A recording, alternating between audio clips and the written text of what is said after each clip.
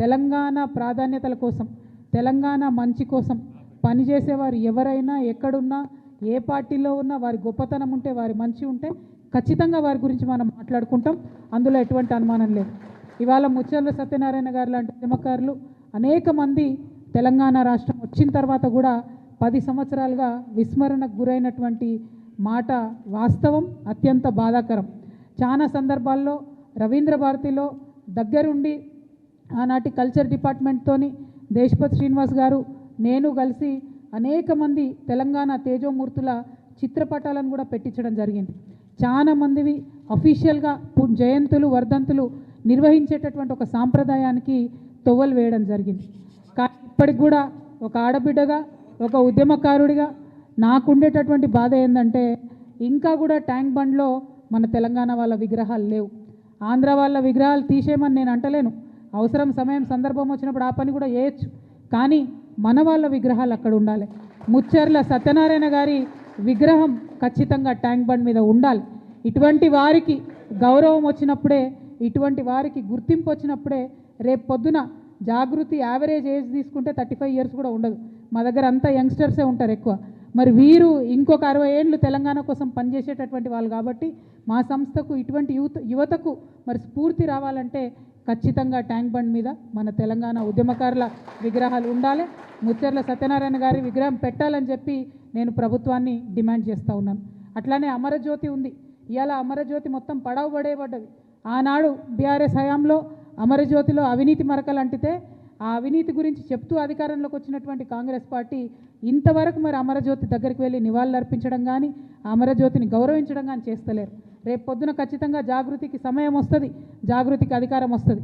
ఆ సందర్భంలో అఫీషియల్గా తెలంగాణ తొలి అమరుడు శ్రీకాంతాచారి యొక్క వర్ధంతిని, జయంతిని అమరజ్యోతిలో జరుపుతాం.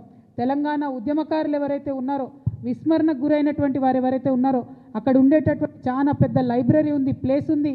ఆ కేంద్రాన్నంతా కూడా తెలంగాణ వాదాన్ని ప్రజ్వలింపజేసేటటువంటి ఒక సెంటర్ పాయింట్గా, ఒక వార్ రూమ్గా దాన్ని క్రియేట్ చేయడం జరుగుతుంది. స్కూల్ పిల్లలుంటే, కాలేజ్ పిల్లలుంటే వాళ్ళని ఎక్స్కర్షన్ తీసుకొచ్చి మరి ఇగో ఇది త్యాగం, దీనివల్లనే మన రాష్ట్రం వచ్చిందని చెప్పి చిరస్థాయిగా ఆ ఉద్యమకారుల పేర్లు నిలిచిపోయేటట్టుగా కూడా అమరజ్యోతి దగ్గర మనం ప్రయత్నం చేస్తాం.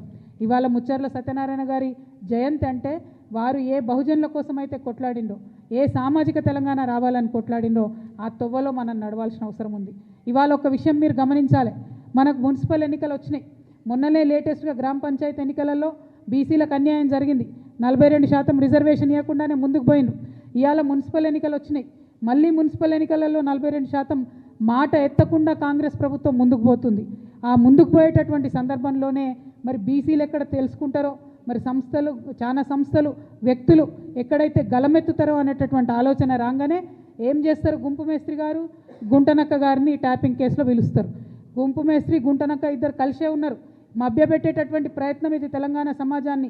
రేపు పొద్దున మీరు నోటిఫికేషన్ ఇస్తున్నారు మున్సిపాలిటీస్ కోసం, మా బీసీలంతా ఏకమవుతారు, ఏమైంది మా 42% అడుగుతారని చెప్పి కొత్త డ్రామా మొదలుపెట్టిరు తప్పితే ఇది ప్రజలకు వనికొచ్చేటటువంటిది కాదు.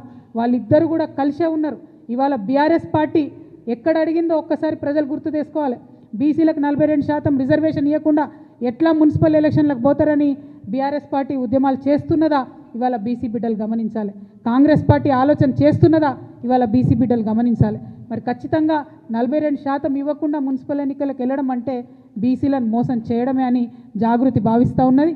మరి సత్యనారాయణ గారి స్ఫూర్తితోని మేము మరొకసారి డిమాండ్ చేస్తూ ఉన్నాం, ఏం తొందర లేదు, ఎన్నికలకు ఏం ఇబ్బంది లేదు. ఎప్పుడైతే పొలిటికల్ పవర్ అనేటటువంటిది బడుగు బలహీన వర్గాలకు వస్తుందో, 85% పైచిలుకున్నారని చెప్పి రాహుల్ గాంధీ గారు చెప్తున్నటువంటి ఆ సమాజానికి వస్తుందో అప్పుడే తెలంగాణ బాగుపడుతుంది. కాబట్టి 42% రిజర్వేషన్ ఇవ్వాలి అని ఇప్పటికీ కూడా నేను ప్రభుత్వాన్ని డిమాండ్ చేస్తున్నా. ఆలస్యం కాలేదు, ఆ దిశగా ఆలోచన చేయాలి. ఒకవేళ ఇవ్వకుండా ప్రభుత్వం ముందుకు పోతే మాకు చాలామంది ఫోన్లు చేస్తున్నారు, జాగృతిగా మీరు మద్దతు ఇవ్వండి అని. మేము ఇంకా ఫుల్ ఫ్లెజ్డ్ పొలిటికల్ పార్టీ కాలేదు, ఎన్నికల్లో పోటీ చేసే పరిస్థితి లేదు.